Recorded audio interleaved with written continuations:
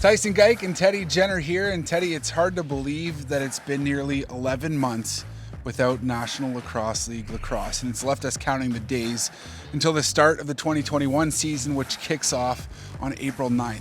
Now, lots of moves made in the offseason, which has fans of their respective teams asking, what does this season have in store for my team? So for the next few weeks, the Lacrosse Flash team is going to be previewing the seasons of the league's 13 teams.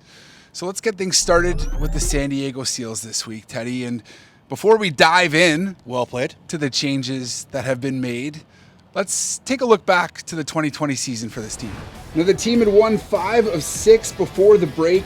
Westberg had emerged as the team's #1 threat, and Zach Greer was back from retirement, picking up right where he left off. The Seals were tied for 3rd in the West Division, and everything was suggesting that this team was headed in the right direction. Yeah, absolutely, Tyson. And when you look what Pat Merrill and his coaching staff had done with this group in bringing guys like Westberg and getting Austin Stotz back and a rejuvenated Brodie Merrill leading that defense, this was a team that was really starting to push in that Western Conference. And it really is a shame that the season ended when it did, as you mentioned, winning 5 of their last 6 and really starting to gain traction in that Western Division. It would have been really interesting to see how they would have finished off the season.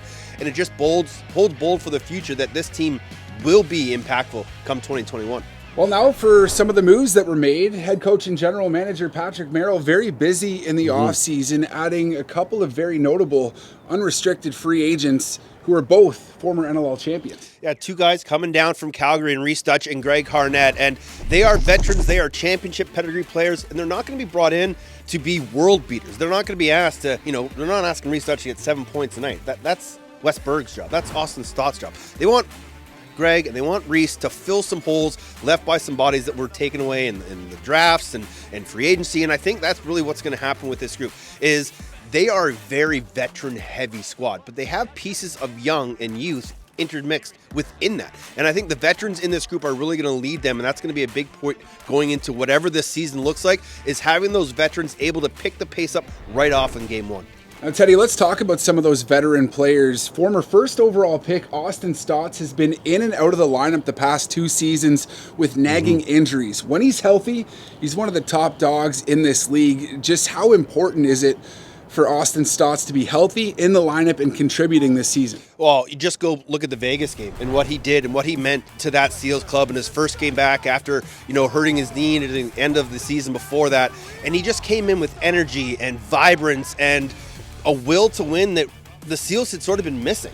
And when he can play at that high level of game and he can bring the energy and everybody wants to just be impacted by his youthful energy, it makes that team better. And it just really was the start of the catalyst of what they were doing when that Vegas game happened. That's when they started that run. So if Austin Stotz can stay healthy and be the #1 lefty threat for this club, which they hope he is and know he can be, it's going to make for a very well-balanced offense. It's going to be hard for defenses to stop. Now, we talked a little bit about the moves that were made. How about the moves that could be made? We look at a future Hall of Famer in Brodie Merrill, and that's not even up for discussion. He's been in this league since 2006, but still no NLL title. Does this mean the San Diego Seals will be pushing for a championship to try to get him a ring and maybe acquiring a couple of players throughout the course of the season? I think if there's one guy in the National Lacrosse League everybody wants to see win a ring, it's probably Brodie Merrill. And he came close those first couple of years in Portland, but he's been kind of chasing that ring ever since. And I do believe that this could be a year, because we really don't know what it's going to look like. Why not, in a season like this, could be shortened, it could be bubble, who knows? Why not go all in for Brodie Merrill? Why not make a push to try to get him a ring? Why not make a push to get some of those other guys a championship ring and make this team a competitor? And I really believe they are real close to doing that. Patrick Merrill does an incredible job through the draft, through free agency, to bring in guys that aren't necessarily world beaters, but just hole fillers. And again, we talked about that with Stotz and Greg Harnett. I think those guys are going to be brought in to kind of fill in that nucleus. But if you're going to win a cup, this is probably the year, and there's no better guy more deserving than Brodie Merrill. On that topic of winning a cup, we've talked about it time and time again in the National Lacrosse League. It is extremely difficult to win without a bona fide #1 netminder.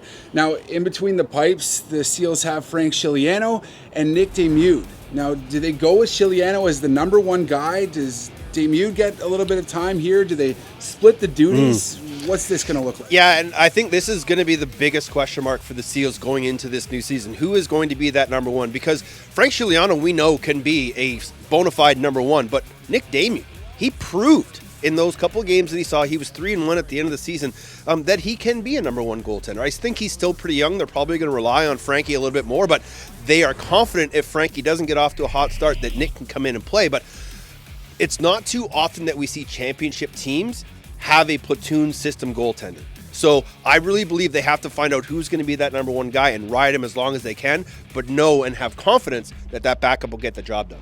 Now, Teddy, finally, there are a pair of rookies that may be joining the San Diego Seals team, and you've gone as far as to say that this team will be scary if they join them on the floor. Yeah, Mack O'Keefe and Trey Leclaire, two really, really outstanding young players who are still in college, so we don't know when their availability is going to be for the Seals, but as soon as they are available, they are going to come in and be instant impact players. Trey Leclaire is a big, young, strong kid out of the New Westminster Junior program who, by all accounts, has been built for the National Lacrosse League, and everybody's waiting for him to get to the NLL.